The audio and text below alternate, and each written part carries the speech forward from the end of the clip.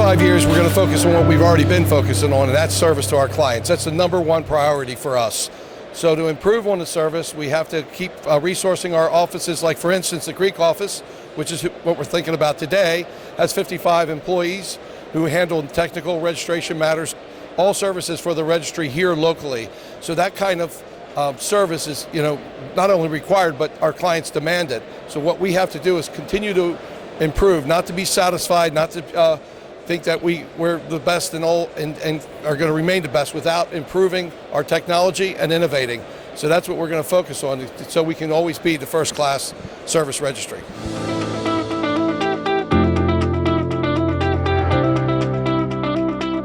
I think everybody, all the stakeholders in our industry, is looking into decarbonization, of course, energy efficiency, and alternative sources of energy. That's where the industry is focusing, and of course the flag, in collaboration with other people like class societies, technical experts around the world. We have our own groups, we have joint ventures with smaller groups of people, experts in the industry.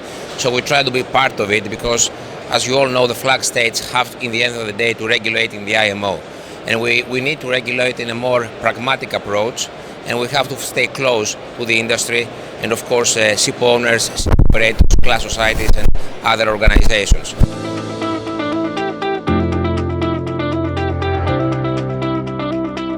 On the decarbonisation, we're really starting to run now, and we're seeing a lot of collaboration, as you mentioned.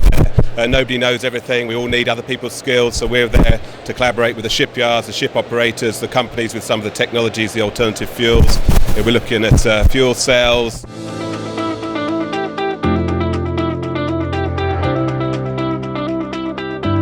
Quality is an important part of our registry, and as a quality registry, it's also very important that our owners and operators are supported in achievement of those quality objectives. Again, QualShip 21 for 18 years in a row, that's the hardest port state control standard in the world to achieve, and we have done that consistently because of our owners and operators. And as a modern registry, what we're looking to do is how we support those owners and operators, how we support the crews on board the ships, so that instead of just doing an inspection to find a deficiency, we're actually doing an inspection to work with the crew to make sure they have the awareness and understanding to succeed.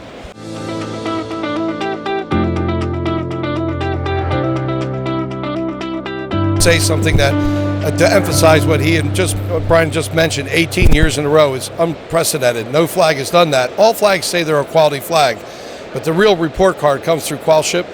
If you make QualShip, you make the grade. To do it 18 years in a row, one of our biggest competitors has been on just 1 year running, and the other major competitor has never been on QualShip.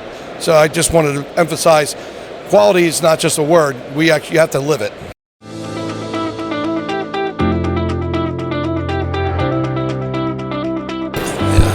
Good question. Yeah, the pandemic kept us away, as you know. I mean, we have been, most of the countries, all the countries have been in lockdowns. We couldn't travel. Of course, we couldn't visit the ships from our side as a flag state, but also the operators, the owners and the operators, they couldn't see their ships, they couldn't see their crew. And as you know, the major problem was the crew welfare on board, because most of the seafarers couldn't go home, and some of them also, they couldn't go on a ship and work and support their families. I think the industry sustained very well all these previous 2 years.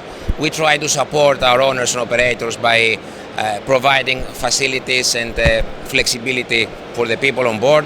We were trying to inspect the ships on some areas that were open, so Brian and his team could send people on board where the owners couldn't send their superintendents, and inspect the ship and make sure the life of the seafarers on board was on a good state, because this is really important for us as a registry. But I think the lesson we are learning from the pandemic is that whatever the problem is, whatever the crisis is, shipping is strong.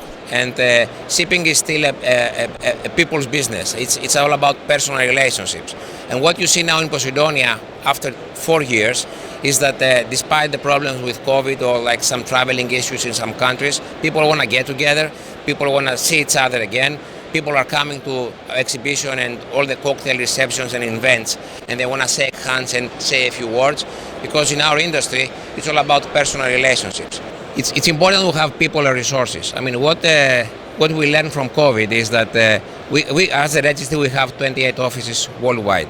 So there was never a disruption in our operations. So when we had some offices closed in Far East, the rest of the world was working. When we had to close offices in the US or Europe, Far East was working.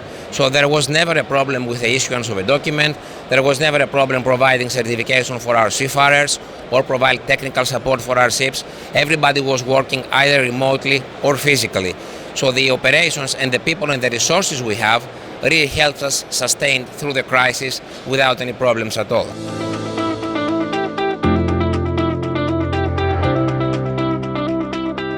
Yeah, very much so. We've seen the rise of the remote inspection, and we're seeing it, coming more at the IMO, and the IACs are working on it as well. We've had some very successful remote inspections. We've probably had some not so successful, but we see it as at the moment another data point we can add in as a hybrid technology. Maybe we have full inspections remotely in the future, but right now it's more of a hybrid thing.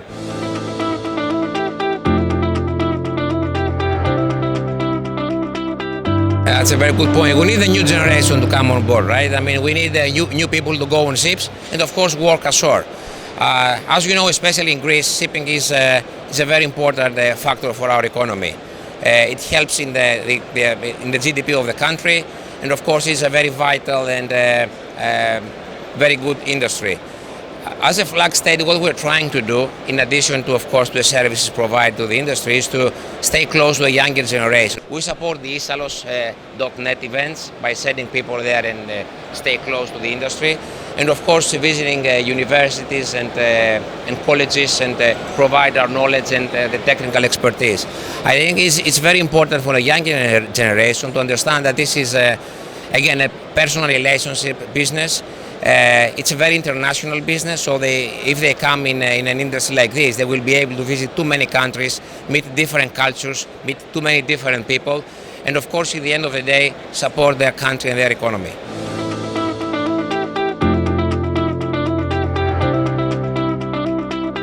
The change is really the treatment of seafarers. I mean, I think the good owner-operators treat their seafarers very well, but we still have a long way to go. COVID showed us that we have to be much more flexible and working with our seafarers so that they have a good quality of life. Because without the seafarers, there's really no industry. There's really no trade. The ships are not going to move. So what I would change is just I would raise the profile of making sure that seafarers worldwide are treated properly. That would be my number one.